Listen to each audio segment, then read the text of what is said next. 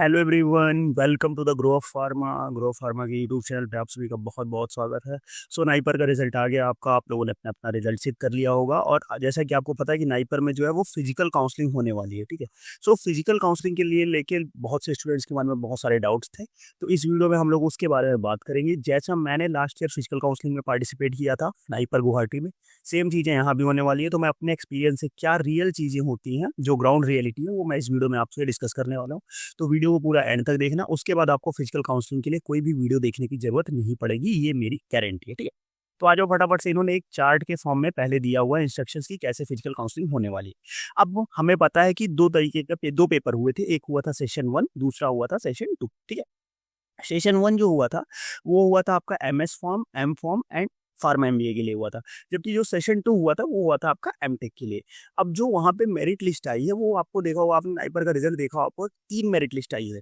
एक आई है annexure 1A, एक आई है एनेक्सर 1B, एक आई है एनेक्सर 1C। ठीक है। एनेक्सर 1A में क्या है? एनेक्सर 1A में सारे MS फॉर्म, M फॉर्म की जो लिस्ट है, मेरिट लिस्ट है, वो है। 1B में MTech की मेरिट लिस्ट है। और 1C में क्या है? एनेक्सर 1C में है आपकी MBA के लिए जो कैंडिडेट शॉर्टलिस्ट हुए हैं वो है। अब MBA में हमारा क्या होता है कि हमारा जो MTech और M फॉर्म में है वो डायरेक्ट एडमिशन हो जाता है, बट MBA में हमारा एक वो group discussion and personal interview, that is GDPI round लेते हैं। ठीक है। अब GDPI राउंड में वहाँ पे आपको जाओगे तो आपका ग्रुप डिस्कशन होगा, फिर आपका पर्सनल इंटरव्यू होगा, उसके बाद आपकी एक नई मेरिट लिस्ट बनेगी। नई मेरिट लिस्ट में आपको तीनों चीज़ों को कंसीडर किया जाएगा। आपका जो ये स्कोर था एग्जाम में, प्लस आपने GD में कैसा परफॉर्म किया, आपने इंटरव्यू में कैसा परफॉर्म किया, तीनों को कम्युलेटिव करके एक नई मेरिट लिस्ट बनेगी। फिर उसके बेसिस पे आपकी काउंसलिंग की जाएगी। सो यहाँ पे इन्होंने बताया है कि सबसे पहले किसकी काउंसलिंग होने वाली है? जो MBA के लिए जिन्होंने ऑप्ट किया था और जिन्होंने क्वालिफाई किया है, तो उनका होगा group discussion and personal interview. अब पर्सनल इंटरव्यू और ग्रुप डिस्कशन कब से होने वाला है? जुलाई 17 एंड 18, 2 दिन होगा आपका पर्सनल एंड ग्रुप डिस्कशन। उसके लिए भी इन्होंने बताया हुआ है कि इस रैंक से इस रैंक तक आप इस दिन 17 को आना है, उसके बाद वाले रैंक को शायद 150 तक फर्स्ट डे बुलाया है, उसके बाद के रैंक को जितना शॉर्टेस्ट हुआ है वो नेक्स्ट डे बुलाया है। वो वहाँ पे जब आपने MBA का रिजल्ट देखा होगा, शॉर्ट लिस्टिंग लिस्ट देखी होगी, तो उसमें मेंशन था। अब उसके बाद जब आपका group discussion and personal interview हो जाएगा, उसके बाद उसकी एक कम्युलेटिव नई मेरिट लिस्ट बनेगी। उस मेरिट लिस्ट के बेसिस पे आपकी काउंसलिंग होगी 19 जुलाई को। ठीक है। अब 19 जुलाई को काउंसलिंग होगी, वहीं आपको सब कुछ फाइनल करना है, आपका एडमिशन लेना है। जब अगर आपने एडमिशन ले लिया MBA में, आपने फीस सबमिट कर दी, तो candidates will not be allowed to appear in any further counselling. फिर आप MS में नहीं जा सकते या MTech में नहीं जा सकते। फिर क्वेश्चन ये आता है कि सर अगर मान लीजिए हमें नाइपर में मिल रही है सीट, बट हमें MBA की सीट नहीं लेनी है, तो कोई दिक्कत नहीं। अगर आपको MBA की सीट नहीं लेनी है, आप फीस नहीं सबमिट करते हो, तो आप क्या करते हो, आप वापस से इसमें आ जाओगे, MS की काउंसलिंग के लिए एलिजिबल रहोगे। ठीक है। अब जो रिमेनिंग कैंडिडेट्स हैं, मतलब जिन्होंने MBA में एडमिशन नहीं लिया है, उन कैंडिडेट्स की काउंसलिंग होगी जुलाई 20 एंड 21 को, 2 दिन में काउंसलिंग होगी इसकी 2025 की। उसके बाद वो उनकी लिस्ट जो है वो वहाँ पे एनेक्सर 1A में है। ठीक है। तो उनकी काउंसलिंग होगी 20 एंड 21 को, 2 दिन आपकी काउंसलिंग होने वाली है। फिर अब आपको 2021 में आपने काउंसलिंग कर ली, खत्म कर लिया। अब ये सेशन 1 का खत्म हो गया। अब जिन्होंने MTech के लिए ऑप्ट किया था, वो सारे क्वालिफाइड कैंडिडेट्स की काउंसलिंग कब होगी? वो होगी जुलाई 22 के लिए। तो सॉरी, जुलाई 22 को वो होगी काउंसलिंग। फिर अब यहाँ पे बताया गया कि will include the qualified admitted candidates for session 1 who have opted for session 2 as well. मतलब क्या कह रहा है यहाँ पे? यहाँ पे ये कह रहा है कि अगर आपको MS फॉर्म में कोई सीट मिल गई, मान लो कि आपको नाइपर रायबरेली में कोई सीट मिल गई, कोलकाता में कोई सीट मिल गई M फॉर्म में, बट आपको MTech में मोहाली हैदराबाद मिल रहा है, तो आप जा सकते हो कि नहीं जा सकते हो? बिल्कुल जा सकते हो। अगर आपको MS में सीट मिली है, फिर भी आप MTech की काउंसलिंग के लिए अपीयर हो सकते हो, अगर आपने MTech का पेपर दिया है तो। ठीक है। और उसके बाद अगर आपको MTech में बढ़िया मिलता है तो आप ये सीट छोड़ के आप MTech में स्विच कर सकते हो। ठीक। बट MBA वाले ये नहीं कर सकते, ये केवल MS एंड MTech के लिए। उसके बाद फिर आता है फेज 2 काउंसलिंग जुलाई 23 के लिए। अब फेज 2 काउंसलिंग में जो वैकेंट सीट्स रहेंगी, अब वैकेंट सीट्स कैसे आएंगी? ऐसे आएंगी कि अगर आपने किसी को M फॉर्म में अच्छी सीट नहीं मिली है, उसको मान लो हाजीपुर या कोलकाता मिला है, बट उसको MTech में टॉप नाइपर्स मिल रहा है, तो वो क्या करेगा? वो MTech से, मतलब M फॉर्म से MTech स्विच कर जाएगा, तो उसकी जो M फॉर्म की सीट रहेगी, MS की सीट रहेगी, वो वैकेंट हो जाएगी। तो उस सीट के लिए जो काउंसलिंग होगी वो कब होगी? वो फेज 2 की होगी 23 के लिए। ठीक है। तो ये कंप्लीट एक इनका काउंसलिंग प्रोसीजर था। अभी मैं वहाँ बताता हूँ कि वहाँ फिजिकल काउंसलिंग में होता क्या है, वो भी हम बताएंगे, बट पहले इसको पढ़ लेते हैं। एमबीए काउंसलिंग में 450 कैंडिडेट्स को शॉर्टलिस्ट किया गया अलग अलग कैटेगरी के बेसिस पे, और वो 17 एंड 18 जुलाई को उनको ग्रुप डिस्कशन पे आना है। फिर based on the cumulative score obtained in CBT and GD separately merit list बनेगी, जो मैंने आपको बताया। उसके बाद फिर काउंसलिंग होगी 90 सीट्स के लिए। 50 सीट्स होगी नाइपर मोहाली में एंड 40 सीट्स होगी नाइपर हैदराबाद में। फिर candidates must pay the requested fees as mention in the brochure programme notification 2। अब यहाँ पे क्या करना है, आपको फीस पेमेंट करनी। फीस के लिए आपको डिमांड ड्राफ्ट बना के लेके जाना है। अभी डिमांड ड्राफ्ट की अपडेट आई नहीं है, वो अपडेट अगर डालेंगे ग्रुप में तो उसके हिसाब से आपको डिमांड ड्राफ्ट बनाना है कि किसके नाम पे बनाना है। नाइपर मोहाली के डायरेक्टर या उनके नाम पे बनेगा। लास्ट ईयर जैसे गुवाहाटी के डायरेक्टर और बैंक उन्होंने मेंशन किया था, बैंक ब्रांच उसके नाम पे बनी थी डीडी। इस बार भी ऐसी होगी, तो अभी थोड़ा डीडी बनवाने से पहले वेट कर लेना, एक फाइनल अपडेट आ जाने दो। Candidates who have opted for MBA form and have the paid the fees will not be allowed. वही मैंने बताया कि अगर आपने फीस पेमेंट कर ली तो नहीं कर सकते आप उसको, ठीक है। However candidates who are not allotted seat in MBA form will allowed for the further counselling के लिए अलाउ होंगे, जो 20 जुलाई को होने वाली है। ये एमबीए काउंसलिंग हो गई। एमएस फॉर्म की अगर हम काउंसलिंग की बात करें तो based on the annexure 1A counselling for MS form M form will be held on 20 to 21 जुलाई को होगी फॉर 605 सीट्स। अब यहाँ पे देखो 605 सीट्स इसकी हैं, 237 सीट्स एमटेक की है। इसके बारे में हमने बात की हुई है, एक मैंने डिटेल्ड वीडियो डाला है जिसमें मैंने कंपैरेटिवली बताया है कि लास्ट ईयर से इस ईयर में किस ब्रांच में सीट बढ़ी है, किस ब्रांच में सीट घटी है, कितनी सीट्स घटी है, कितनी सीट्स बढ़ी है, उसका क्या इंपैक्ट होने वाला है। तो उस वीडियो को आपने अगर नहीं देखा तो चैनल पे जाके एक बार देख लेना, ठीक है। लिस्ट ऑफ कैंडिडेट्स अटैच्ड, ठीक है। कैंडिडेट्स में मस्ट पे द फीस की बात हो गई है। एमटेक काउंसलिंग की बताइए कि मेरिट लिस्ट सेशन 2 के बेसिस पे एमटेक की काउंसलिंग होगी। एमटेक बायोटेक्नोलॉजी, फार्मास्यूटिकल टेक्नोलॉजी, ठीक है, pharmaceutical technology, biotechnology, pharmaceutical technology process chemistry, इसको पीटीपीसी बोलते हैं, medicinal chemistry. MTech in medical devices and PG diploma in medical devices for counselling 267 seats. ये 267 सीट्स इसके लिए हैं और हेल्ड ऑन 22 जुलाई को होगी। अब candidates who are allotted to seat in MS form M form but also opted for session 2 programmes during the application will be allowed. जो मैंने बताया कि अगर आपने सेशन 2 का पेपर दिया तो भले आपको एमएस फॉर्म में सीट मिल गई है, आप एमटेक के लिए भी अलाउड होंगे। फेज 2 काउंसलिंग की बात करें तो जो अगर स्विचिंग से जो कैंडिडेट्स स्विच करेंगे एमएस से एमटेक में, उनकी जो सीट बचेगी उसके लिए वो होगा। बट फेज 2 के लिए आपको क्या करना पड़ेगा कि अगर आपने क्योंकि फेज 1 में आपने वो करेंगे, सेशन 1 के लिए आप फीस पेमेंट करके जाते हो ना, तो अगर आपने फीस पेमेंट कर रखी है, ठीक है, एमएस फॉर्म में लिए, बट आपको पता चला कि एमएस फॉर्म की सीट वैकेंट हो गई। मान लो आपने नाइपर रायबरेली में आपको कुछ मिला, आपको पता चला कि यार नाइपर रायबरेली में मुझे मिला है, मैंने फीस पेमेंट कर दी है, बट फिर क्या होता है कि किसी ने हैदराबाद या अहमदाबाद की सीट छोड़ दी और वो एमटेक में चला गया। बट अब आपको क्या करना है, आपको रायबरेली में सीट है बट आपको अपग्रेड करना है, तो भी आप सेशन 2 में जा सकते हो, ठीक है। तो आपके लिए चांस रहेगा, आप तभी सेशन 2 में जा सकते हो।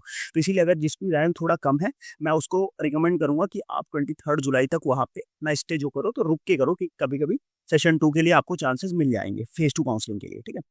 तो फेज 2 काउंसलिंग के लिए कोई यहाँ पे फीस नहीं देनी पड़ेगी, बट आपको 22 जुलाई को लिंक एक्टिवेट होगा, उसके लिए रजिस्टर करना पड़ेगा वेबसाइट पे जाके। अगर आप रजिस्टर नहीं करते हो तो आप फेज 2 के लिए एलिजिबल नहीं होगे, ठीक है। फेज 1 के लिए आपको रजिस्ट्रेशन की जरूरत नहीं है, आप कर सकते हो जाके। If a candidate find any discrepancy, वो तो ठीक है, कोई अगर आपको प्रॉब्लम हो तो नाइपर के ईमेल पे आप लिख के उसको पूछ सकते हो, ठीक है। और यहाँ पे बताया गया कि ये जो डेट्स ऑफ काउंसलिंग और जीटी इंटरव्यू इस बेसिस पे रखा गया है जीपैट 2025 के रिजल्ट के बेसिस पे, क्योंकि एनबीएमएस ने बताया था कि जीपैट का रिजल्ट जो है वो 25 जून को डिक्लेयर कर दिया जाएगा। सो यहाँ पे ये इसका ये क्लियर इंडिकेशन यही है कि वो इस बार जीपैट क्वालिफाइड कैंडिडेट्स को ही लेने वाले हैं, क्योंकि लास्ट ईयर ऐसा हुआ था कि अबाउट 150+ स्टूडेंट्स ऐसे थे जो जीपैट क्वालिफाइड नहीं थे, बट नाइपर में उन्हें एडमिशन मिल गया था। बट इस बार ऐसा नहीं होने वाला है, ठीक है। पीएचडी के लिए फिजिकल काउंसलिंग, अब यहाँ पे इसेंशियल डॉक्यूमेंट्स क्या क्या चीज़ें जो भी आपकी उसमें आपके एडमिट कार्ड में जो चीज़ें लिखी हुई हैं उस सबको आपको लेके आना है, ठीक है। साथ में कॉपी ऑफ रैंक कार्ड्स, मतलब आपको अपना जो फाइनल स्कोर कार्ड है, जो रिजल्ट है, उसके आपको सेल्फ अटेस्टेड कॉपी, मतलब उस पर आपको साइन करके लेके आना है, ठीक। पेमेंट ऑफ फीस पेमेंट की बात हो गई। बाकी अगर यहाँ पे ये बताया कि अगर आपको कोई भी वैलिड कास्ट सर्टिफिकेट नहीं मिलता है आपका, तो आप क्या कर सकते हो, आपको रिजर्वेशन में नहीं, आपको जनरल कैटेगरी में डाल दिया जाएगा। Fail to submit any above document during the counselling will result in the application being considered as incomplete and the candidate is not allowed to participate in the further counselling all matters. हाँ, ठीक है। अब देखो यहाँ पे मैं आपको कुछ इंपॉर्टेंट चीज़ें बता दूँ जो इसमें नहीं है बट आपको जाननी चाहिए कि काउंसलिंग होती कैसे। जब आप वहाँ पे जाओगे, ठीक है, तो आपकी काउंसलिंग के लिए वहाँ पे 3 लेवल डॉक्यूमेंट वेरिफिकेशन होता है, ठीक है। 3 लेवल का डॉक्यूमेंट वेरिफिकेशन होगा और आपको मैं बोलूँगा कि आपके जितने भी डॉक्यूमेंट्स हैं जो आपको जरूरी है, आप उसको क्या करना है, आपको ओरिजिनल कॉपी रखनी है सबकी, फोटोकॉपी या फ़ोन में काम नहीं चलेगा, आपको सबकी ओरिजिनल कॉपी रखनी है, प्लस आपको 2 ज़ेरॉक्स रखने हैं, ठीक है? 2 सेट आपको ज़ेरॉक्स बना के रखना है और 1 आपको ओरिजिनल कॉपी रखनी है, ठीक है? इतना आप रख के जाना क्योंकि वहाँ पे आपको प्रॉब्लम नहीं होनी चाहिए, ठीक है? क्योंकि फिर लास्ट मोमेंट पे आप भागते हो कि यार मेरा ये ज़ेरॉक्स कराना है, लास्ट ईयर भी कई स्टूडेंट्स के साथ ऐसा हुआ था, बट आप ऐसा मत करना, ठीक है? क्योंकि देखो, मोहाली कैंपस के अंदर ज़ेरॉक्स शॉप है, आपको वहाँ ईज़िली अवेलेबल हो जाएगी, बट आपकी रिपोर्टिंग कितनी है? 8 एएम की रिपोर्टिंग है, ठीक है? और मेबी उस टाइम तक शॉप ओपन नहीं रहेगी, तो आपको ज़ेरॉक्स सारी चीज़ें अपने से खुद से करा के रखना है पहले से ही। 2 सेट आप 2 ज़ेरॉक्स सेट रखना है आपको और 1 आपको ओरिजिनल सेट रखना है, ठीक है? अब काउंसलिंग होती कैसे? सबसे ज़्यादा स्टूडेंट्स को इस बारे में प्रॉब्लम होती है कि काउंसलिंग कैसे होती है, ठीक है? तो सबसे पहले जब आप जाओगे, तो सबसे पहले आपको एक फॉर्म का सेट एक मतलब एक चेकलिस्ट दी जाएगी कि इस नंबर में आप अरेंज कर लो अपने सारे डॉक्यूमेंट्स, मतलब आपको पहले ये मार्कशीट लगानी, फिर ये लगाना, फिर ये लगाना, फिर ये लगाना, ठीक है? सेम उसमें आप ए4 मतलब ज़ेरॉक्स सेट अरेंज करोगे, सेम उसमें आप ओरिजिनल कॉपी अरेंज करोगे। उस सीक्वेंस में जब आप चीज़ों को अरेंज कर लोगे, उसके बाद एक चेकिंग होगी कि हाँ, आपने सारी चीज़ों को अरेंज किया है कि नहीं। उसके बाद वहाँ पे उनका साइन होगा। फिर उसके बाद जब नेक्स्ट अंदर जाओगे, तो नेक्स्ट लेवल पे एक बार फिर से आपकी सारी चीज़ों का वेरिफिकेशन होगा और वहाँ पे आपकी जो फीस है, डिमांड ड्राफ्ट जो आपको लेके जाओगे, आपके डॉक्यूमेंट्स को वहाँ पे एक बार क्रॉस चेक करेंगे ओरिजिनल से। तो फर्स्ट राउंड में ओरिजिनल से उसको मैच नहीं किया जाता। फर्स्ट राउंड में बस इतना देखा जाता है कि अच्छा आपने सारे लगा दिए हैं इस सीक्वेंस में, नहीं खत्म। फिर जब सेकंड राउंड आप आगे जाते हो, तो आपको ओरिजिनल से आपका जो ज़ेरॉक्स है वो मैच किया जाता है कि ओरिजिनल है आपके पास, ओरिजिनल चीज़ें सही हैं कि नहीं है।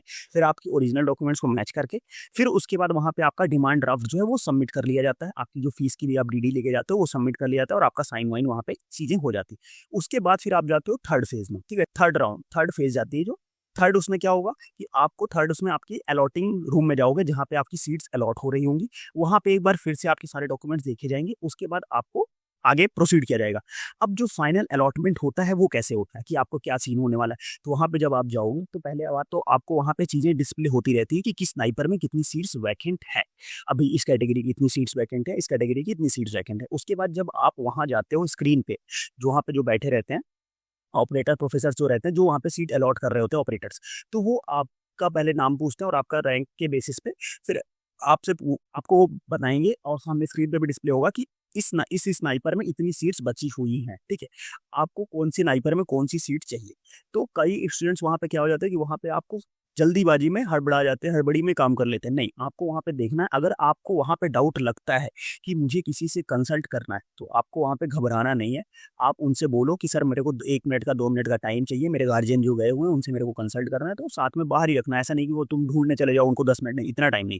अबाउट 1 से 2 मिनट आपको रो सोचने का टाइम वो देते हैं।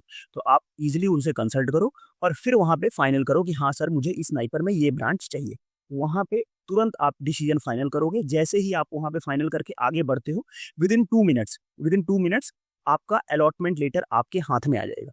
उसके बाद आप कुछ नहीं कर सकते हो। सो कंप्लीट प्रोसीजर ये होता है 2 टू 3 मिनट्स। कभी-कभी अगर आप श्योर हो तो 2 टू 3 मिनट्स भी नहीं, 1 से 2 मिनट के अंदर आपका कंप्लीट अलॉटमेंट प्रोसेस हो जाता है जब आप डॉक्यूमेंट वेरीफाई करा के अंदर जाते हो। सो इस टाइम पे आपको फुल्ली माइंड मेकअप करके जाना है। अगर आपको पहले से कोई डाउट है, तो आप चीज़ें वहाँ से आप कंसल्ट कर सकते हो किसी से भी, तो आपको जल्दीबाजी में फैसला नहीं लेना क्योंकि कंप्लीट उसके बाद आप चेंज नहीं कर पाओगे, ठीक? तो ये कंप्लीट एक प्रोसीजर था, उसके बाद आपको वहाँ पे अलॉटमेंट लेटर मिल जाएगा। जब आपको सीट अलॉटमेंट लेटर मिल जाता है, उसके बाद फिर आप नाइपर जिस नाइपर में आपको सीट अलॉटमेंट हुई है, उस नाइपर की वेबसाइट पे आप विज़िट करो, वो नाइपर जब आपको नोटिफ़िकेशन देता है, उसके बाद आप वो कर सकते हो। उसके बाद आप वहाँ पे जाके अपना अलॉटमेंट लेटर सबमिट करो और डॉक्यूमेंट्स वेरीफाई करो। उसके बाद वहाँ पे आप चीज़ें सबमिट कर सकते हो, ठीक है? तो बाकी सारी चीज़ें मैंने ऑलमोस्ट इस वीडियो में कवर कर दी हैं। अगर आपको फिर फर्दर कोई क्वेश्चन या क्वेरी रह जाती है, तो आप मुझे कमेंट बॉक्स में पूछ सकते हो या व्हाट्सएप ग्रुप जॉइन करके मेरे को डायरेक्टली मैसेज करके पूछ सकते हो, ठीक है? तो फिर आज का वीडियो हम लोग यहीं एंड करते हैं, मिलते हैं नेक्स्ट वीडियो में, तब तक के लिए बाय बाय।